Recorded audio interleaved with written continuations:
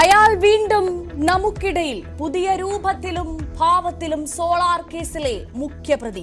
ബിജു രാധാകൃഷ്ണന്റെ തട്ടിപ്പ് CSR fund വാങ്ങി നൽകാമെന്ന് വാഗ്ദാനം ചെയ്തു. സുമംഗലി സേവാശ്രമം എന്ന് പറഞ്ഞിട്ട് വളരെ 1975 സ്ഥാപിതമായ NGO. അവർക്ക് സ്കൂളും കോളേജും മെഡിക്കൽ സെന്ററും എല്ലാം ഉണ്ട്. അത് ഞങ്ങളുടെ അണ്ടറില്ല. കുറെ കാലം കൊണ്ട് ഞങ്ങളാണ് അത് ഹാൻഡിൽ ചെയ്യുന്നത്. ഇരകളെ വീഴ്ത്തിയത് പല പേരുകളിൽ, പണിതത് വൻ സാമ്രാജ്യം.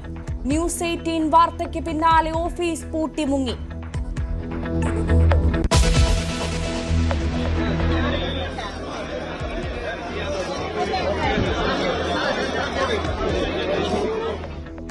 CPM ബന്ധം ഉപേക്ഷിച്ച് ഐഷ പോറ്റി കോൺഗ്രസിൽ, എക്കാലവും മനുഷ്യപക്ഷത്തെന്ന മുൻ MLA.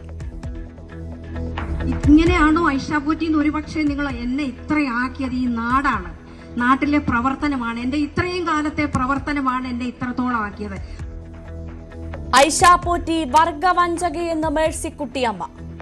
അപ്പൊ സ്ഥാനമാനങ്ങൾക്കുള്ള ഒരു ആർത്തി എന്നത് പറയുന്നത് ഒരു മനുഷ്യനെ എങ്ങനെ വഷളാക്കും എന്നതിന്റെ ഉദാഹരണമാണ് ഐഷ.